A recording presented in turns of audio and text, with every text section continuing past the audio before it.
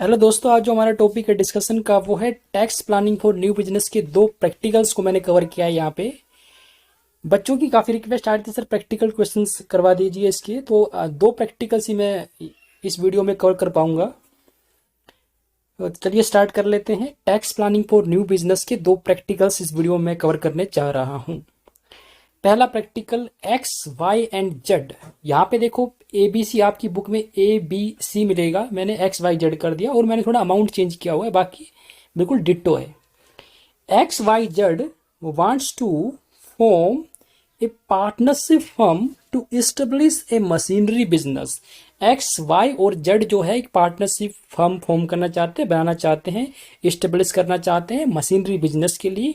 उसके अंदर एक्स जो है, एक्स वो एक इंजीनियर है, so he will get 20,000 monthly salary, तो उसको मंथली सैलरी मिलेगा 20,000।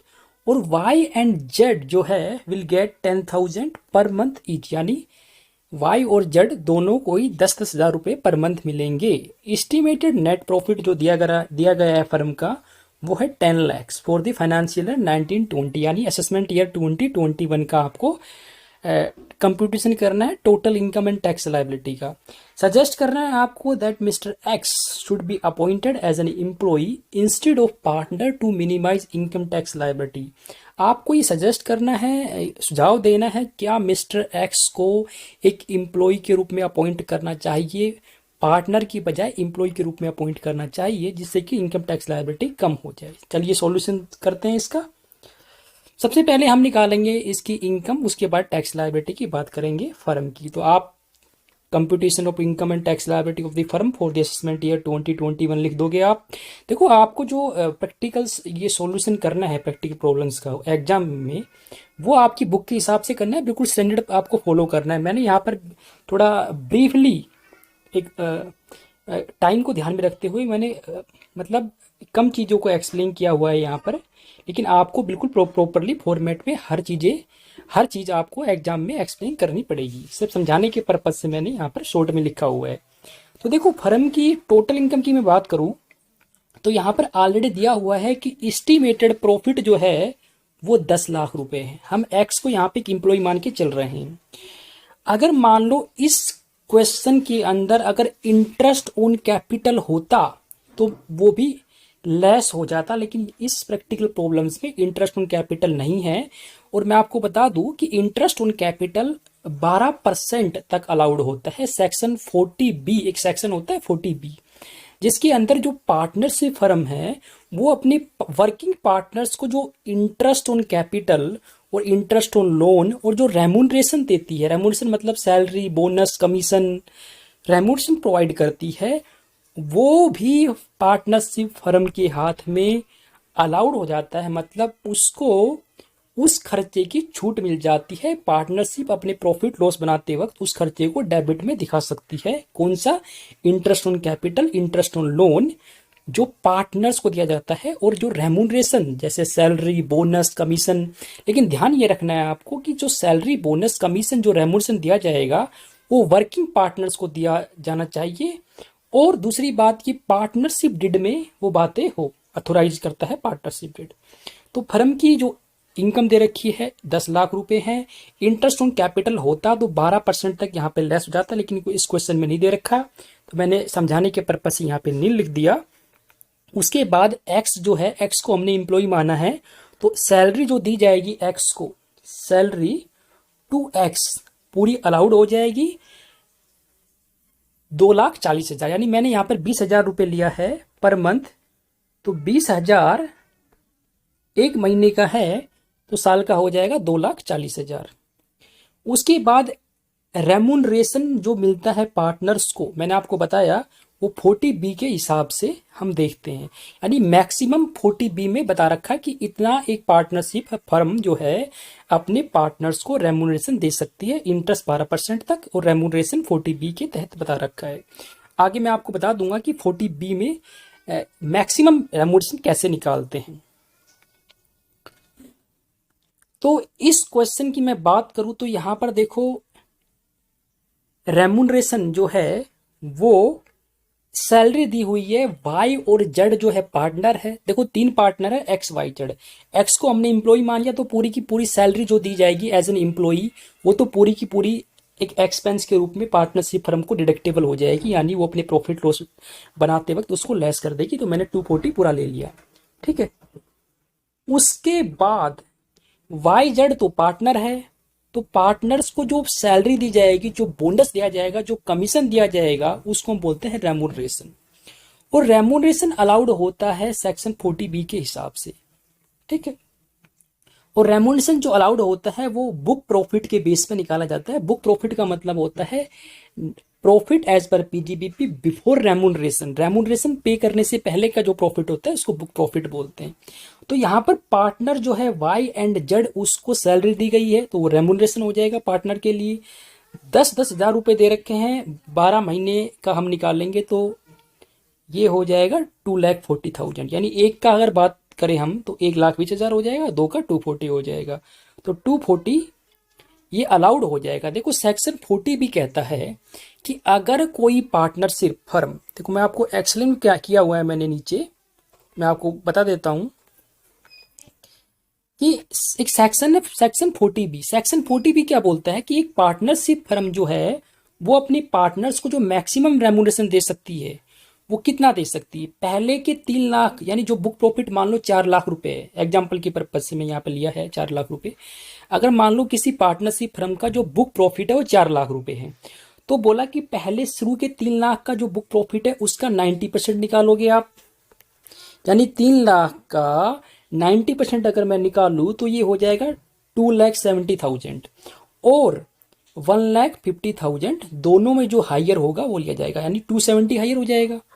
भाई 3 लाख बुक प्रॉफिट का 90% 270 और 1,50,000 विच एवर इज हायर 270 हो जाएगा। और बैलेंस जो है, मान लो 4 लाख बुक प्रॉफिट है तो 3 लाख का मैंने ले लिया 90% और 1,50,000 विच एवर हायर 270 हो जाएगा।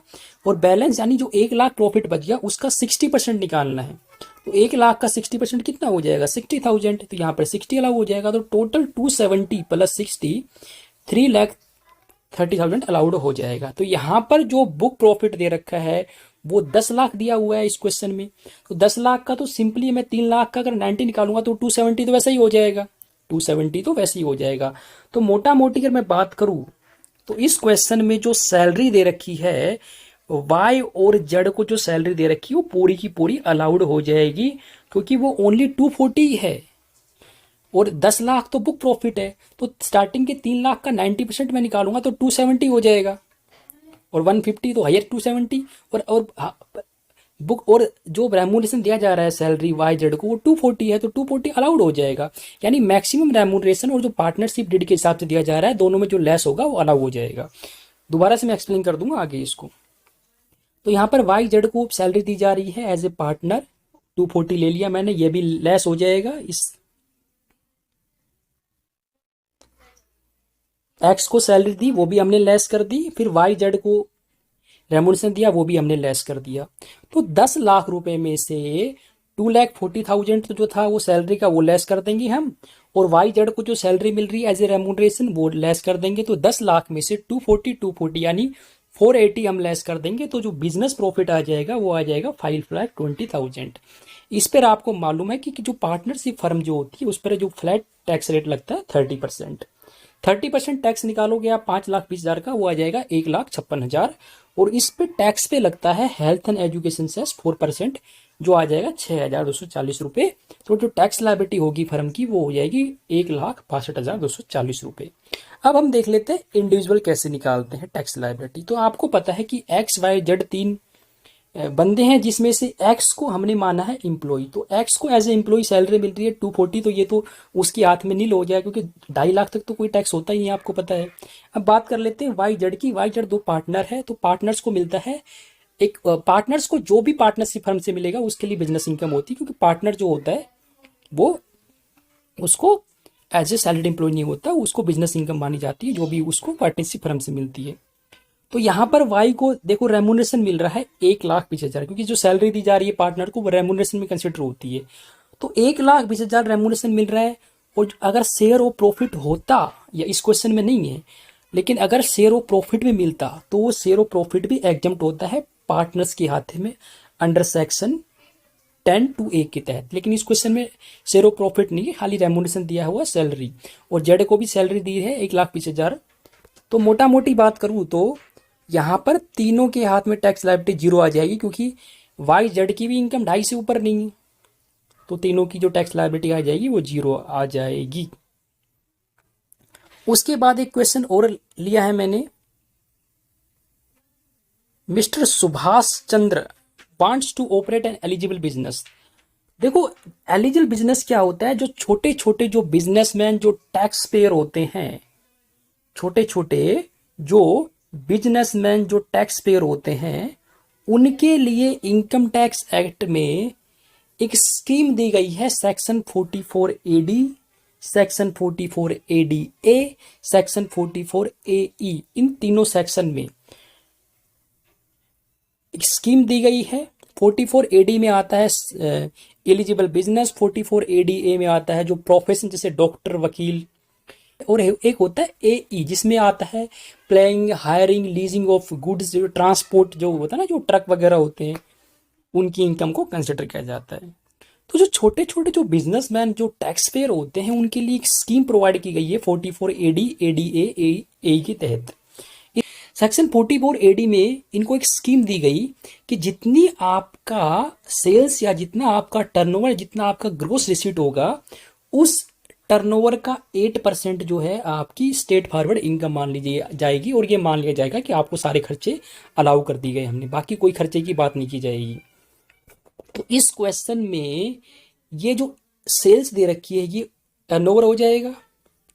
बाकी अगर मैं बात करूं प्रोप्राइटर कंसर्न की, तो ये जो सारी इंफॉर्मेशन दे रखी है सब आपकी वेस्ट, बेकार दे रखी है, क्योंकि भले ही प्रोप्राइटरी कंसर्न हो, भले ही पार्टनरशिप फर्म हो, मिस्टर सुभाष चंद्र भले ही वो एक प्रोप्राइटरी कंसर्न के रूप में काम करे या एक पार्टनरशिप फर्म के रूप में काम करे, अगर वो 44AD को ऑप्ट कर लेते हैं, यानी वो छोटे स्मॉल टैक्स पेयर है। स्मॉल बिजनेसमैन का मतलब होता है जिसका टर्नओवर 2 करोड़ तक होता है, वो इस स्कीम को ऑप्ट कर सकते हैं। तो इनका तो 75 लाख सेल्स है, तो इनके पास स्कीम इन्होंने ऑप्ट कर ली। तो ये जो इंफॉर्मेशन ये बेकार की है, क्योंकि AD 44AD में जो स्कीम जो ऑप्ट कर लेता है, उसका टर्नओवर का एक परसेंटेज जो होता है वही उसकी इनकम मान लिया जाता है, और खर्चे की कोई बात नहीं की जाती, क्योंकि मान लिया जाता है कि सारे खर्चे अलाउड कर दिए गए। तो मैं दोनों की बात कर लेता हूं कि अगर वो सुभाष चंद्र पार्टनरशिप फर्म के रूप में चलाए या फिर प्रोप्राइटरी कंसर्न, दोनों में टैक्स लायबिलिटी कैसे निकाली जाएगी। तो यहां पर देखो, बिजनेस की मैं बात करूं, बिजनेस इनकम की, तो business income under section 44AD के अंदर कितना हो जाएगा, 75 लाख जो सेल्स दिया हुआ है उसका 8% इनकम मान लिया जाएगा, यानी यहाँ पर 6 लाख रुपए इनकम आ जाएगी। दोनों ही केस में, भले ही वो प्रोप्राइटरी कंसर्न के रूप में अपना बिजनेस करते हैं, भले ही वो पार्टनरशिप फर्म में अपना बिजनेस करते हैं, दोनों ही केस में 44AD के तहत जितना सेल्स या जितना टर्नओवर, जितनी ग्रोस रिसीट है, उसका 8% स्टेट फॉरवर्ड उसकी इनकम मान ली जाएगी। दोनों ही केस में, प्रोप्राइटरी कंसर्न के केस में भी 75 लाख यानी 75 लाख का 8% इनकम मान ली जाएगी, यानी 6 लाख इनकम है। तो यहाँ पर जो टोटल इनकम आ जाएगी, जो टैक्सेबल इनकम, वो 6 लाख रुपए है। पार्टनरशिप फर्म पे आपको लगता है, आपको पता है कि जो फ्लैट रेट लगता है 30% टैक्स लग जाएगा, 6 लाख का 30% हो जाएगा 1,80,000 रुपये, और इस टैक्स पे 1,80,000 रुपये लग जाएगा हेल्थ एंड एजुकेशन सेस 4%, वो हो जाएगा 7,200 यानी 7200 रुपये, और टैक्स लायबिलिटी हो जाएगी फर्म की 180 प्लस 7,200 यानी 1,87,200, 1,87,200 रुपये।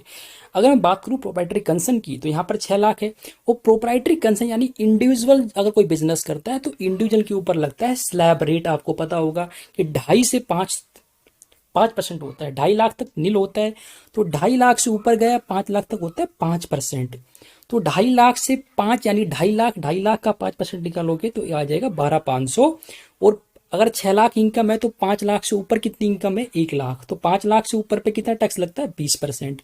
तो 5 से ऊपर 1 लाख है, यानी 1 लाख का 20% हो जाएगा 20,000 रुपये, और इन टैक्स पे यानी 12,500 प्लस 20,000 यानी 32,500 पे लग जाएगा। हेल्थ एंड एजुकेशन सेस 4% के हिसाब से ये हो जाएगा 1,300 रुपये।